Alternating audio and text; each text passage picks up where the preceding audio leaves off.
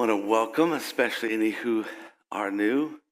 It's just a gift to be able to gather. And if you're not aware, we've kind of launched the last couple weeks into a series focused on how can we navigate through the divided times that we can find ourselves in, and recognizing that there has been such a challenge over the past few years, particularly the last couple years. We want to really open ourselves up to how would God speak into these things. And one of the ways we do that is by considering, like, where are there cracks? Thinking if there was an earthquake, if there's kind of a cultural earthquake, you have to look to see where there may be damage, and then you want to consider, does it mean that there's some vulnerabilities? And how do we create foundations that are going to be solid and sound as we build our future? And I was reminded as a long-term Angelino here that we went through, shortly after I became the lead pastor, the 1994 earthquake.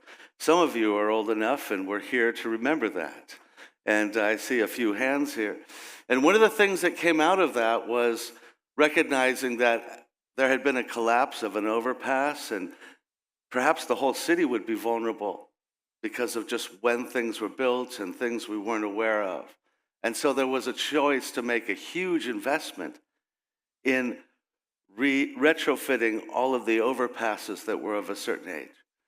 And the reality was, my gosh, in LA, we're going to have to close like major freeways to do that, and the cost in money to do that. And yet, it was worth the cost because of how it allows there to be a sense that in a large amount of the kind of pressures that might come in terms of the earth, we will be able to not have those things collapse. And in a way, I want to invite you into and appreciate your own willingness to give your thought, to give your heart to these things, because it really is part of that kind of investment. It's worth the cost. It's worth the cost to think about those things and to have confidence we can move forward together well. And so one of those things that has been a source of division and a challenge has been just even how we engage truth. Like, what is true? How do we come around that? Because if you're not aware, like in the last few years, the terms that we are talking about in our cultural conversation are filled with things that have to do with truth. And, we think of fake news as one, but there's the idea of alternative facts. There are ideas of conspiracy theories. These are the things that are at the forefront of that cultural conversation, and what many would call now our post-truth age, like where truth is not even really kind of foundational. There's not even a sense that we're able to come and engage around this thing called truth in any kind of meaningful fashion, and that is a challenge. And so I want to help us think about how we can embrace a commitment to truth when we know that that is massively challenging. We live in a time in which there are just so many sources of facts and ideas, and it's really not a simple thing. So I want to invite us into that, and I want to invite you to join me. Let me quickly consider for you and I just even embracing the significance of truth. Why is it significant? To hear God, and then to think of what is the nature of truth, because that's an issue, but really then to move to some very practical ways that we can embrace together a commitment to truth. Beginning with kind of the significance of truth, though. It may seem really obvious that truth matters. Just that statement, I hope, is striking. The Bible refers to truth some 224 times. Like, truth is kind of a big deal. And usually when we think of that, we think of truth as the way that the scriptures and God is calling us to things that are essential for life, ultimate truth.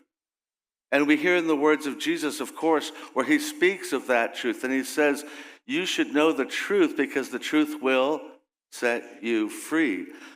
He's making a grand statement because the truth is, God is the truth. He is the source of all truth.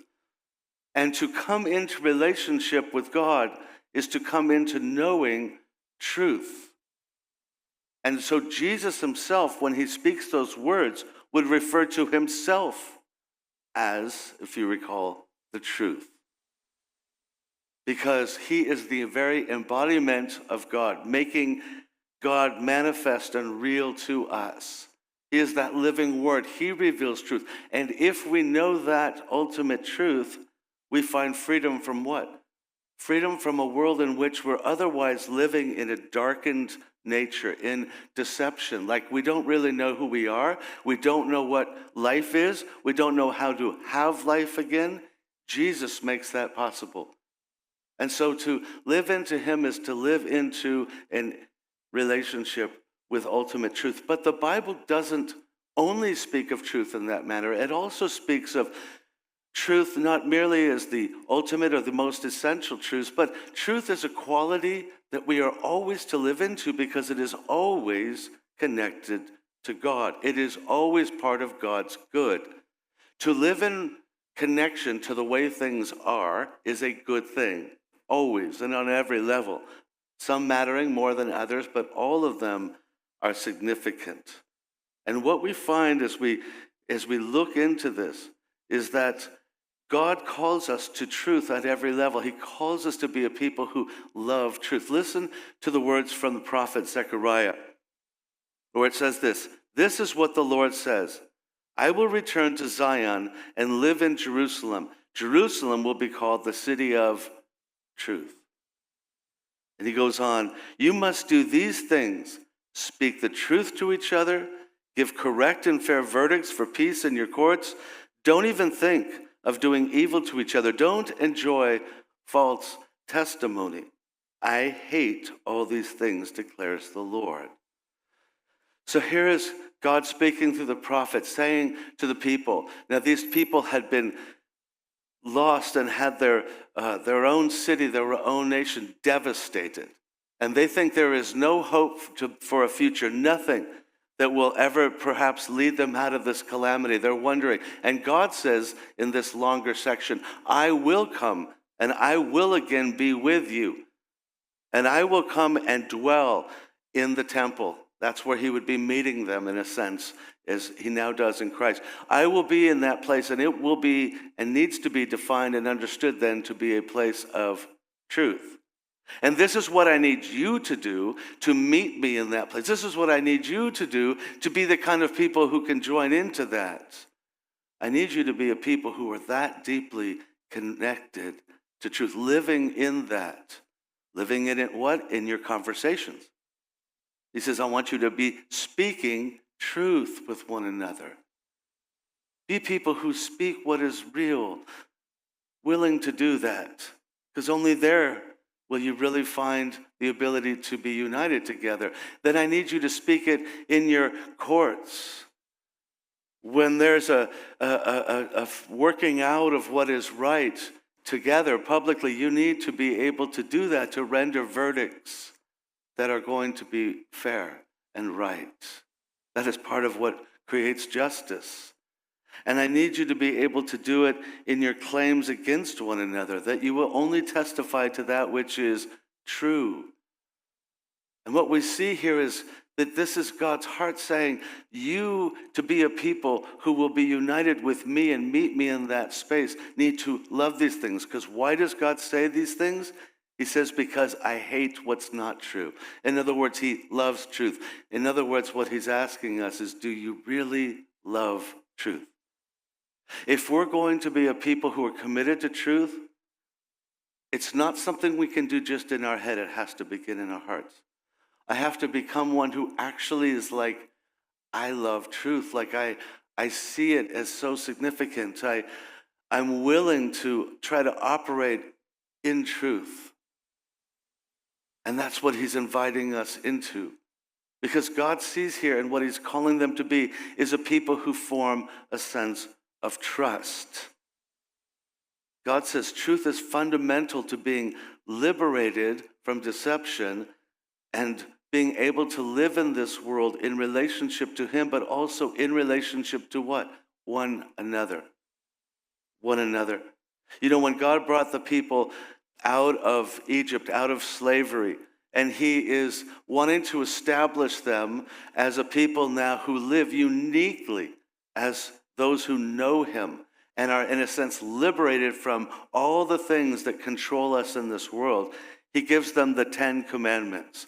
And they are not merely commandments like just kind of, I want you to get it right. They're really a script for how to live in this world, liberated from the powers of this world. Like if you live into this, you will live in the liberated life.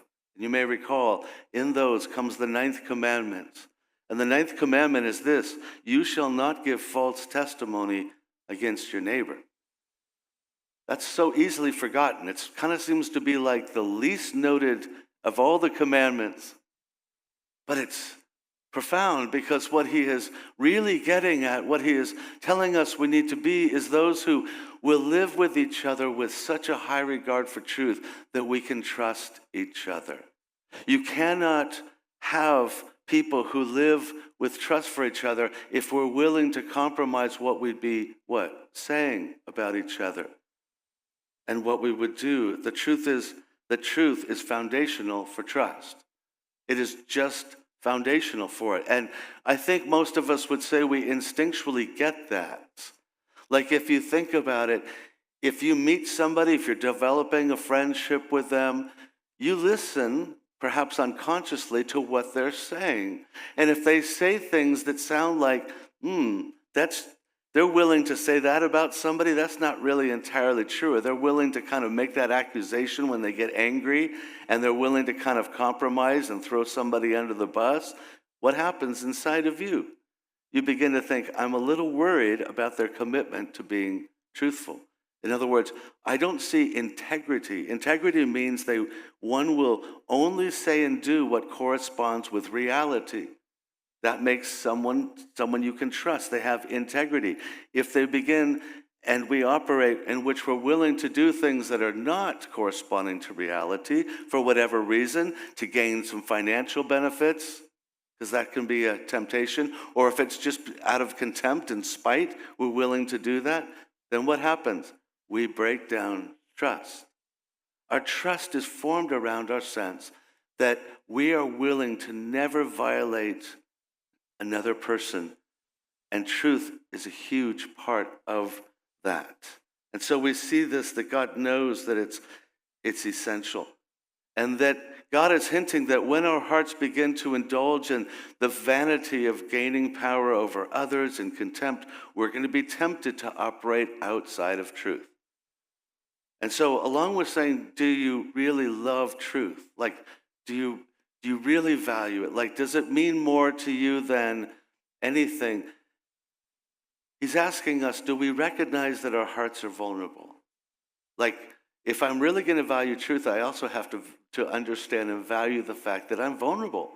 When I have contempt, I will what? I will want to maybe say something in the court or the court of cultural conversation that certain things are true that aren't, just to what? Just to express my contempt, to work it out, just to win a war, or to gain some finances, or to, gain popularity and have people esteem me well because I can make this point out of spite.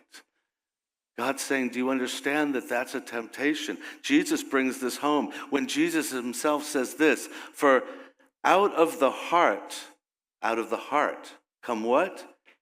Evil thoughts, murder, adultery, got it, sexual immorality, theft, false testimony, and slander. Out of what? The heart. That's striking.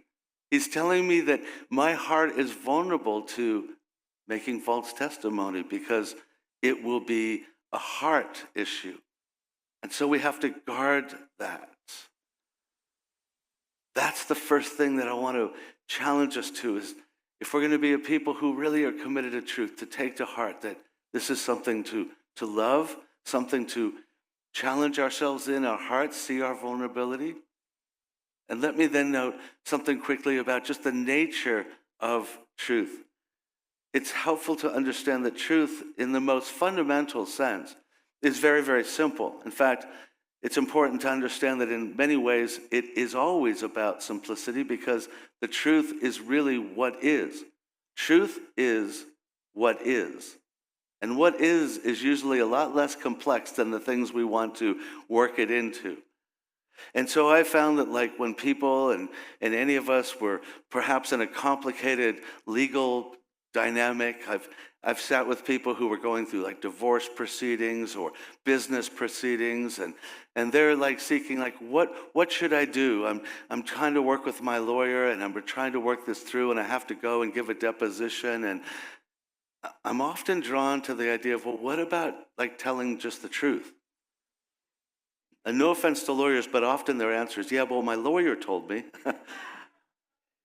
And I understand, and I would never, I understand there's a lot of things to be guarded from in terms of legalities and how things can be misused. So absolutely, there's a lot to take in from that. But I often say, you're not, at the end of the day, you have to work out something that's not about your lawyer.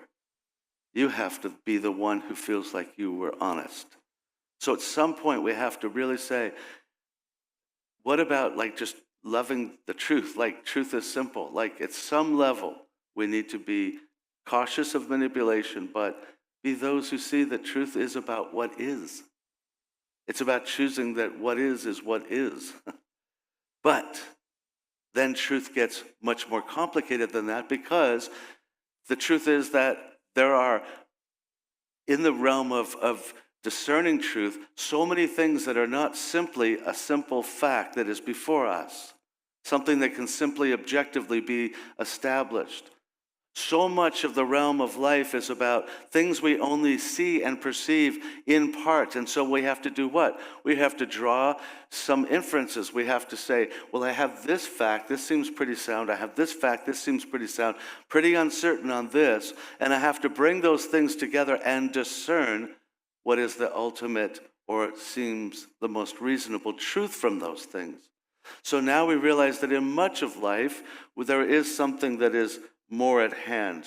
And so this brings up the whole significance of seeing that there's both knowledge and then there's wisdom, or the application of that knowledge. When God spoke in the previous passage from Zechariah, he called them to correct and fair verdicts. And that could be translated something akin to factually sound and wisely applied.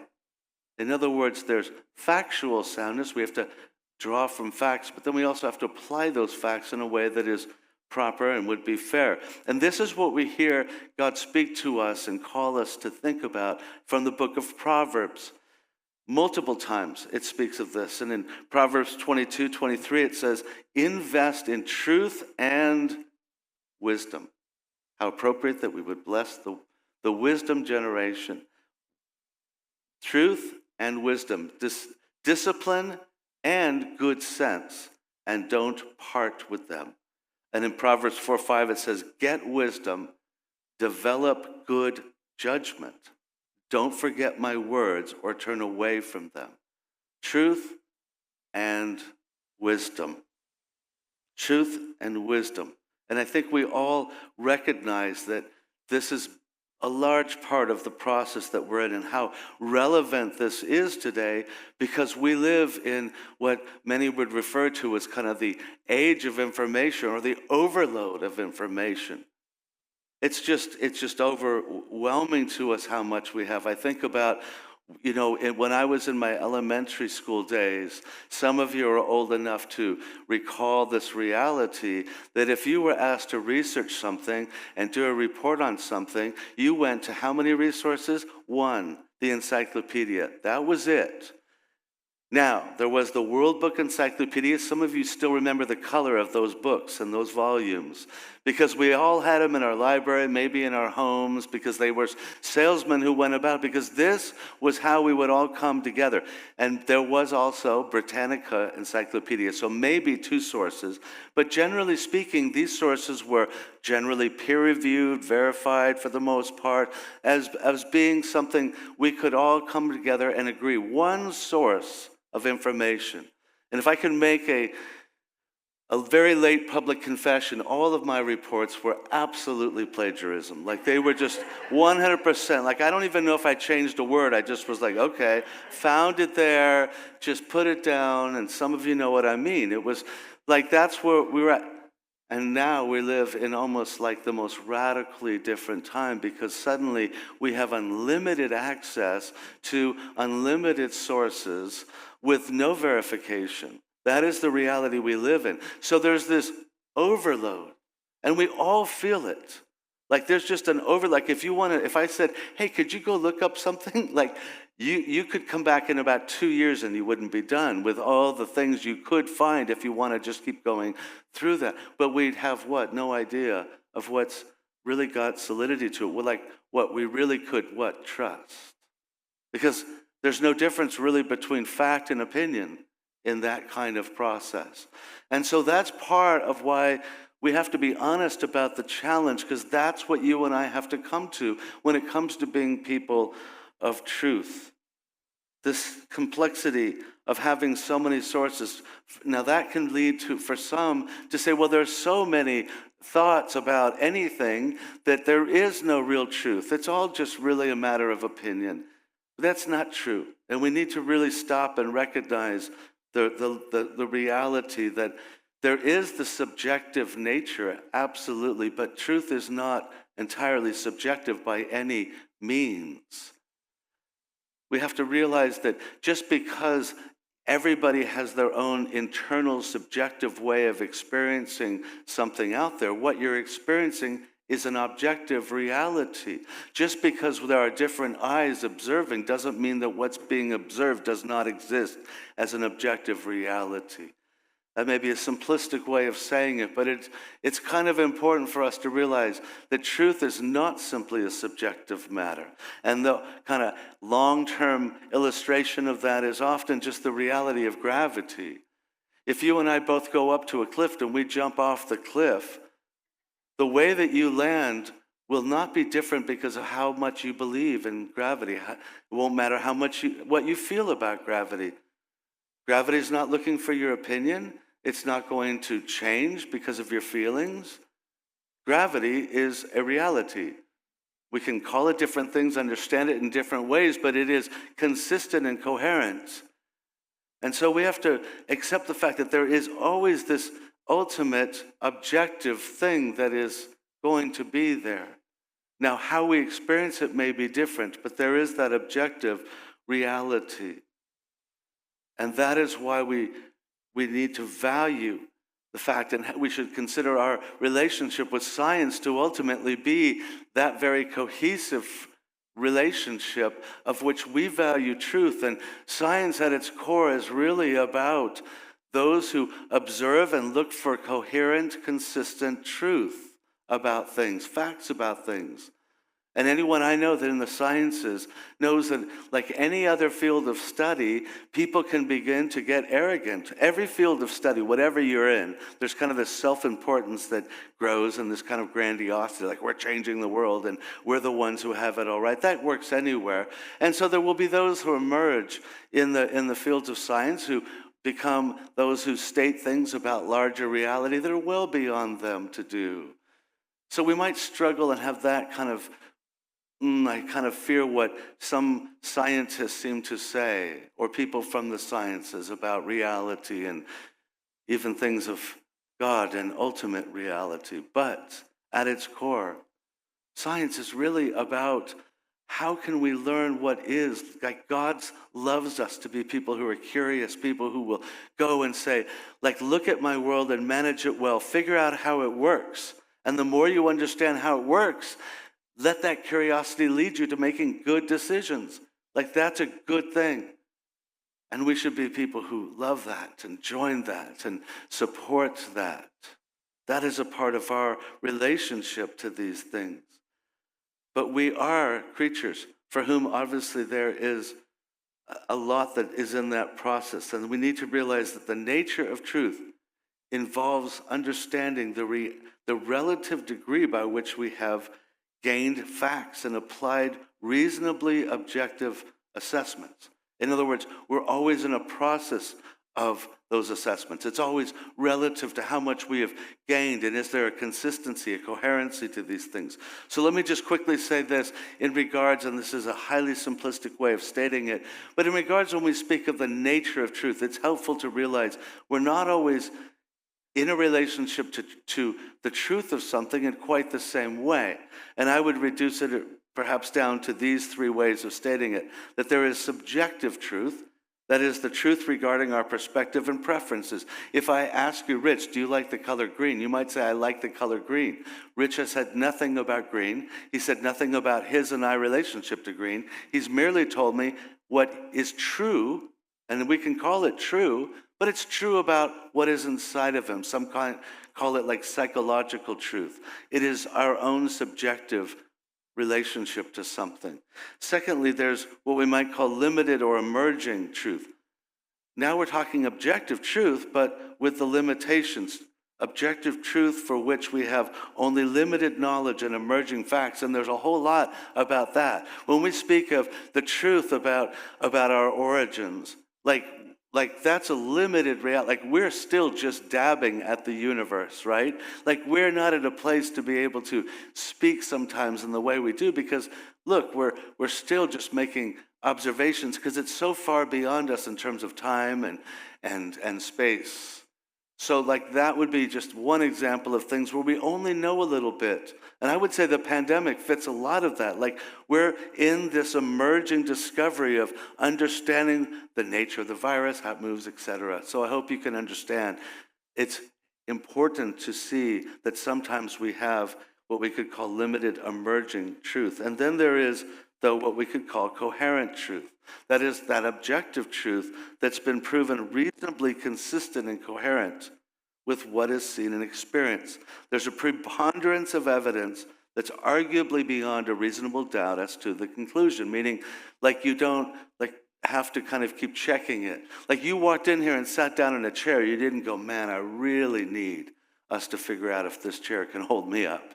Like it's kind of been pretty consistent that unless something's happened to it, the structure of the chair, we got it down pretty well. That structure in its solid form will allow you to sit without falling down.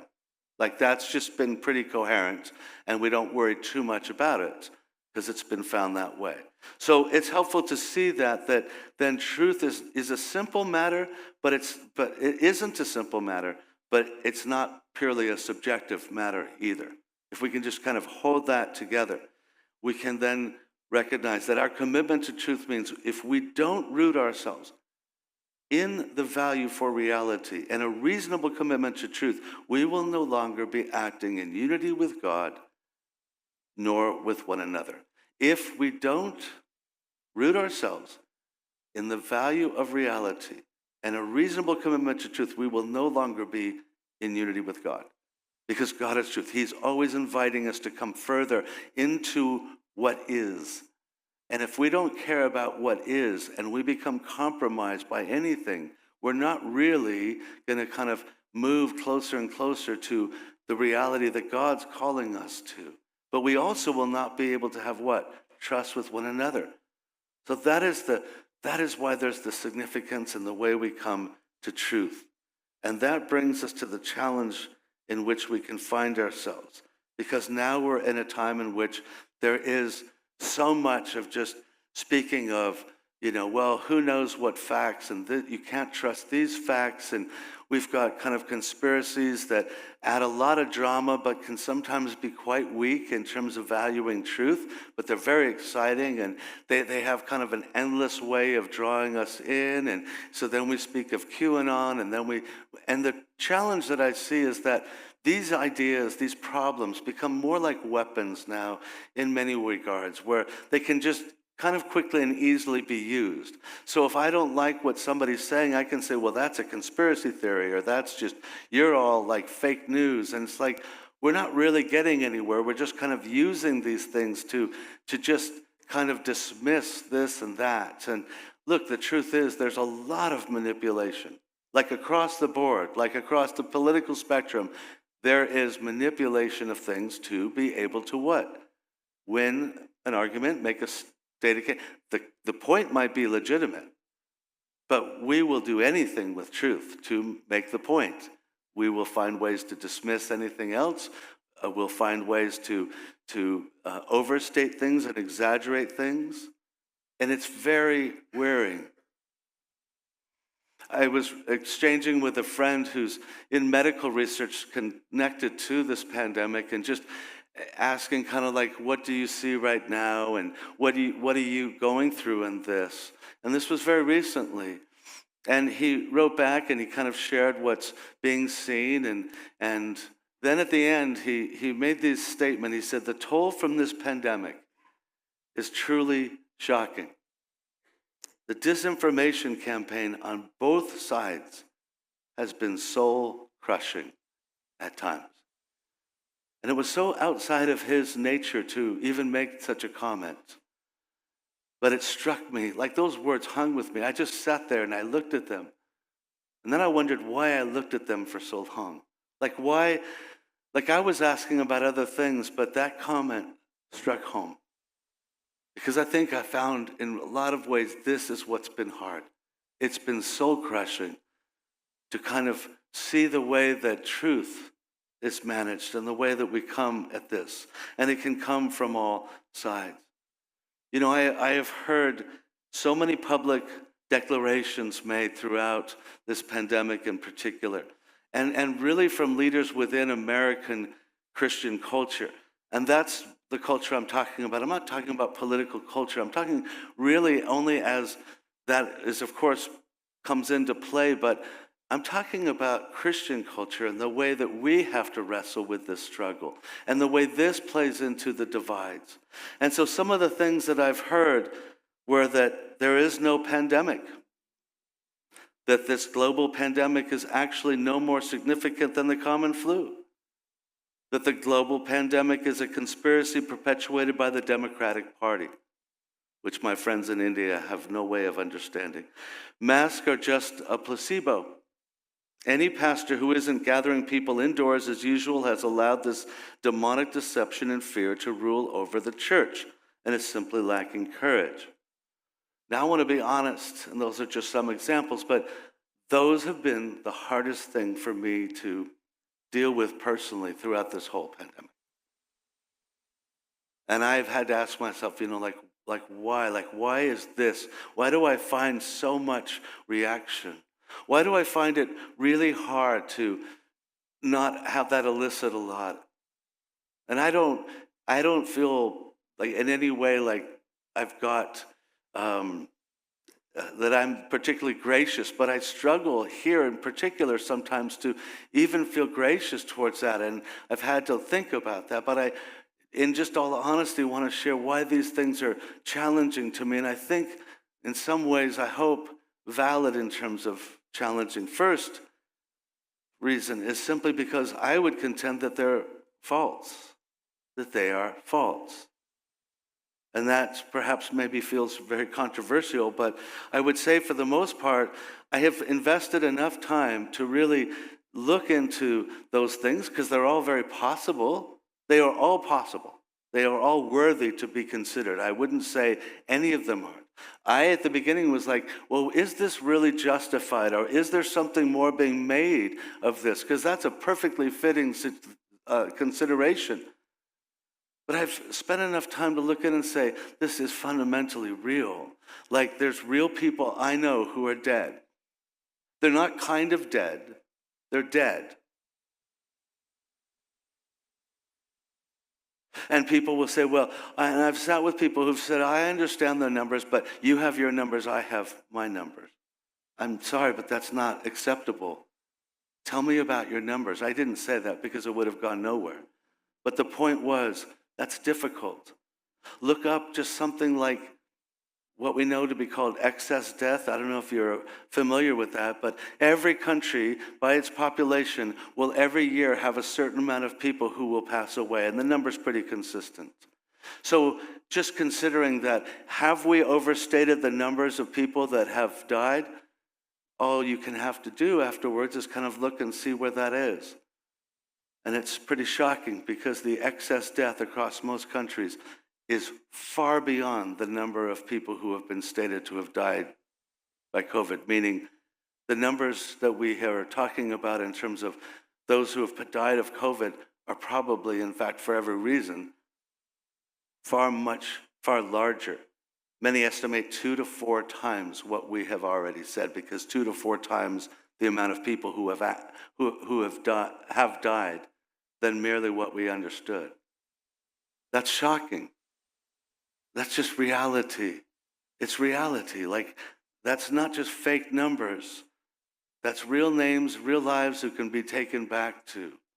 And when people say, well, this is just like the flu, I get that. I wonder too. I spend a lot of time looking into those things. And I know how many people, at worst, maybe 40,000 in the States. We're at 980,000 people in the United States in 2 years, which means it's far more than 10 times what normally would happen due to the flu. Those are just numbers. And I'm more than willing to discuss those numbers, but I don't want to just make them irrelevant or avoided. They are real numbers. And I could go on and on through these things. You know, the perception that it's just been like a deceptive fear, and that people are just being irrationally fearful and letting the devil take hold of us. I gotta say, I don't feel any of that. I haven't felt 1 ounce of strange fear during this pandemic. I don't feel any different than any other health thing. Okay, I guess I should put a seatbelt on. I'm not even very good at it. That's pretty much how I've gotten through the pandemic. I'm not very good at it, but it makes sense. And there's things that we need to do to protect health. It's just kind of like that. I have not experienced anyone in this community the entire pandemic who has struck me as being really uptight or operating out of excessive fear. I see people just oh, we got a virus. The virus is, we probably should try to reduce transmission. That's all. That's all. I don't see some kind of giant dynamic. So I don't see the merits of these things. But going on, I would say secondly that what's difficult in hearing those things is that they're said by those who they have the ability to know that they're not entirely true. I even think in many cases those statements are made with no interest in discussing whether they're factual whatsoever. They're not even coming from that. They're really coming to make a point of that we're at war with a government that is trying to have control. And however, I think that even could be legitimate. It's just a point. And you know that in love and war, all things are fair in love and war. So, hey, we're at war. We need to be able to say whatever needs to be said. And so I don't see these statements as kind of being in the room where truth is really even, being considered something that needs to be contended with. And I don't think that's good. Thirdly, they set in place a judgment into the church that at large that I think is really quite contrary to Jesus, because Jesus said, be united in me. That's the thing that unites you. If there's a false gospel, it's anything that says that other than God coming to save us, we can be saved. That's the gospel.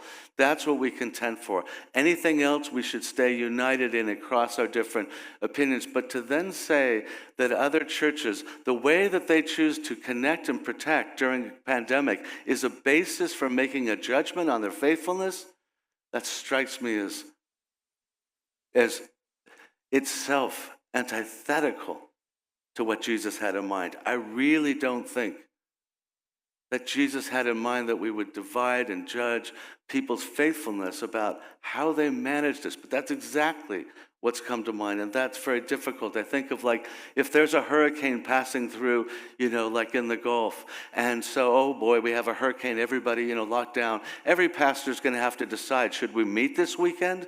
Should we meet while there's hurricanes passing over? And they're all going to make different decisions. And they're all going to know that I'm uncertain because it's like a hurricane, kind of like a virus. I don't know where it's going to land or what it's going to do. I just have to make a decision. I don't think, though, that it would be appropriate for any one of them to judge the other on their decision. They're simply saying, given things, I'll do my best to decide if I think this is going to strike. The outcome, I don't know. It might pass over. It might strike hard. That's not in my control. That's the way that most pastors have sought to operate during this time. It's not a claim to truth. It's a claim to saying it's reasonable. It's reasonable, and that, I think, is appropriate. Fourthly, it's because of what communicates to the world at large. If we look at those statements, there's a lot of people who would say that doesn't seem to have a high commitment to truth. Like, I think there's a pandemic. Well, yeah, the pastor might say, I know there's a pandemic. I just needed to say it.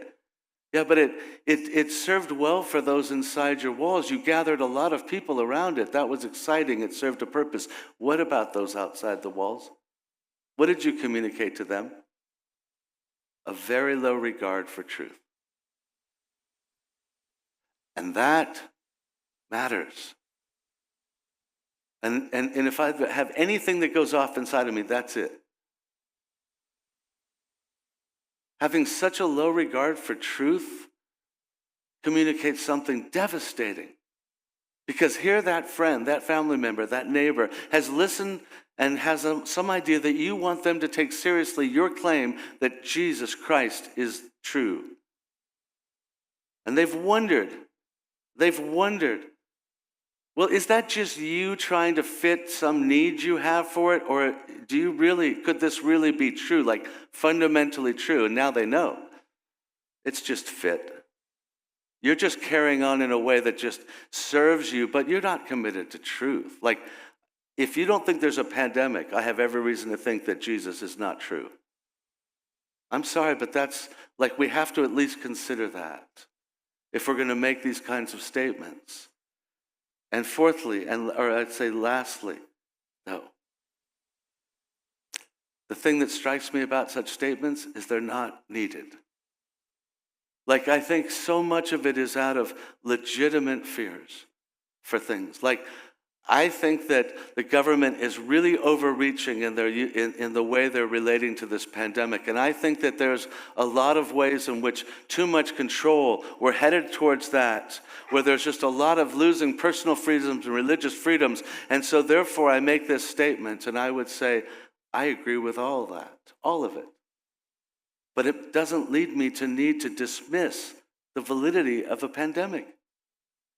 I don't need to say that the heart of Jesus at a time in which 980,000 people are dead, 6 million were coming up on in this world, I don't need to dismiss their deaths and deny their deaths just to make a point out of my fears. The fears can be legitimated in their own right. They don't need us to become dismissive and so casual about them.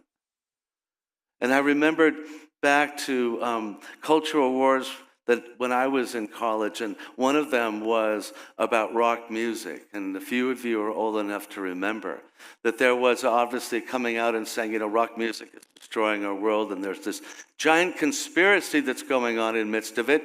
Some of you remember, it's called backmasking. And so I remember I'm a college student, I'm trying to kind of come back to Jesus, and I go into this church, and somebody's up front, they're telling about really the whole secret things going beyond all the rock bands and what they were really into and all of this. And some of it I'm thinking, I know enough about this. That is just fundamentally not true. But more importantly, they would go into, let us show you how, if you play the record backwards, when you play it, there's no way to really do it. But if you play the record backwards, they were hiding these messages in there. And so that when you're listening to it, you are getting these subliminal messages about, go smoke pot or this or that. And they would play them, and I'd go, I cannot hear that at all. Like, they would say, did you hear that? Did you hear that? And like the whole room would be like nodding, like pretending like, I guess I heard it. But no one in the room could hear it. Like it wasn't like there. But that's only part of the problem. I was a communications major. All we studied was communications. And I knew this, that when you listen to something, you don't hear what's backwards, even if it's there. Like it just doesn't happen.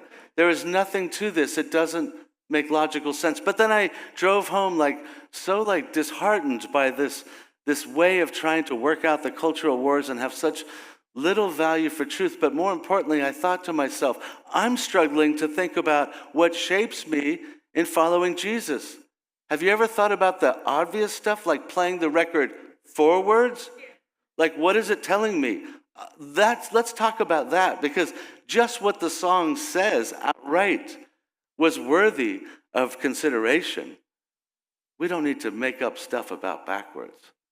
And I wonder all these years later if we're not in the same place. Like, there's plenty for us to discuss, plenty of concerns, but maybe we just need to kind of focus on forwards, focus on what's real, and not have to overstate what's not. So let me close with some guidelines to just quickly, I think, help us with that commitment to truth. And most of them have already been inferred by what I've said. But one is this: don't let legitimate fears create illegitimate facts. Of course, there's really legitimate fears, like lots of them that I really share, but we don't need to create facts to try to support them. Like, we should stay sound. Secondly, don't allow fit to matter more than fact. You know, it's so hard to do that, because I am kind of a lawyer at heart. So like, my mind goes there. I want to make a point, and I want to collect the right stuff, because I found something over here that works, and I can collect it and shape it in such a way that it fits, but it's not a really totally fair assessment of the facts. I was in one exchange where somebody challenged that, like, well, you didn't bring this and that up, and I thought that's really true. And I needed to kind of retract and revise that, because I was too much trying to make a point at the expense of what I would call a full and fair assessment. A full and fair assessment. Thirdly, don't presume to know more than we know, to presume certainty when it's not appropriate. One of the things that I think could help us so much, and it goes back to what I said about the fact that there is oftentimes limited or emerging truth, is that it would help so much if we could state something without stating it in exaggerated ways, without stating it with such certainty that transcends what we have a basis to say. Like, if somebody could say that, you know what, I've read some things that lead me to wonder if masks are really effective. I would welcome that statement. I've asked myself that kind of a question and dug through a lot. And I do believe that actually masks are fundamentally, I do believe, really significant. There's no reason to really doubt that too much, but certainly it has not been something that has been like had the most research. It's not something that we historically have had a lot of reason to do. So we're just seeing that emerging. So if we could speak in those ways, it would be very welcoming of conversation. If we say, I know that there's no evidence that masks have effectiveness, we're just compromising it. Like, why don't we just say things in more a fitting fashion? Another is, don't accept various claims without reasonable and objective verification. And I'll close with that we're living in a time in which there is so much out there that's coming at us that we need to be committed to having some sense of being reasonable about things. Like, not to just like pass the viral video on and say, I have no idea if it's true, but I'm going to tell everybody it's true. I'm going to pass it on as if it's true. Don't do it. Yes, but it's really dramatic. Did you hear what this person said? Wonderful. Don't pass it on. We would do ourselves such a world of good until we take 30 minutes to just kind of like look in there and find out who are they and explore a few things about, is that verifiable? Is that consistent with what are people having reasons to say that this person has their own agenda and there's some flaws in this? Like, I've gotten so many things that in 30 minutes, I've been able to kind of ascertain that just by kind of looking at it. And yet people seem to not be willing to give that 30 minutes before they pass it along. Like, we need to have that level of commitment of truth. It's not that much. Or don't pass it on. But if we're going to take hold of something, consider things like our motives. Am I willing to embrace inconvenient truth, or am I really just looking for this? Consider the author and the source. Who's claiming this and why? Are they reliable? Are they reputable? Consider the facts. Are these facts like logically consistent? Are they confirmed or challenged, by other evidence? Like, there was people who said that that it's the 5G networks that are really the spread of the whole virus, that's the source of it. And then some said, but that's interesting because most of the countries in which it's spreading don't even have 5G networks. Like, that was one of those that people kind of thought, let's think through the logic of some things. Does it play out consistently and coherently? That's a valuable thing. And it's vital for our unity and trust with one another. It's vital for our witness. It's vital to be people who say, look, I'm committed to truth. I'm a trustworthy person. And that other people can say, okay, so we have a common reality that we can relate to. That's what people are looking for. They're looking for that which understands that they're looking at things too, and we need to be able to connect on those things. And I want to just simply call us to be a people that as we go forward, we have a commitment to truth in which we don't see truth as a weapon. It is a weapon. It works very well as a weapon, but we kind of see that truth has to transcend just being used as a weapon, and it really is my joining God's heart for truth, like that I love truth. I love it beyond how it serves as a weapon. I love it because I'm willing to find it at all cost. I'm willing to have a sense of humility about it and be a person who's trusting. And I think that's the question I would just close with is your relationship and my relationship to truth one in which we use it to some other means, or we love it for this sake? It's about you trusting me and me trusting you. Like, that's the issue. Because it's the issue that God raises for us. He's saying, value truth in such a way that people have a reason to trust you. Let's pray.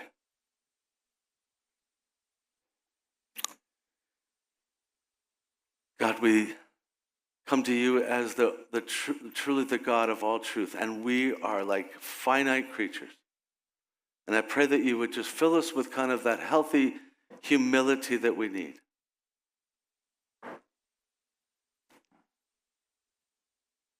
To realize that we, as the scripture says, we only know in part. And that we would be a people who value truth and we keep a perspective on it. We see our limitations, but most of all, we really want to be trustworthy. We want to love truth because it is fundamental to our trust with others.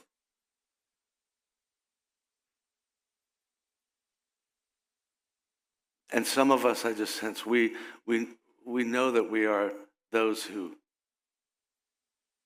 we can use truth or our formulation of truth in a manipulative way. We just pray that you'd forgive us and pray that you'd help us to be the most trustworthy we can with our neighbor. And also, some of us maybe have just been casual. We just want to, it's just hard. It seems like a lot of work, but we pray that we would remember that retrofitting the overpasses that we're going to drive over is worth it. Help us to be those willing to strengthen our commitment to truth because it's your truth.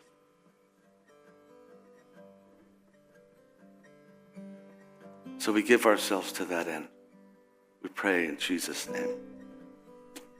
Amen. I want to invite us to worship together. Let's stand. Let me be filled with kindness and compassion for the one from whom love gave us up. For humanity, increase my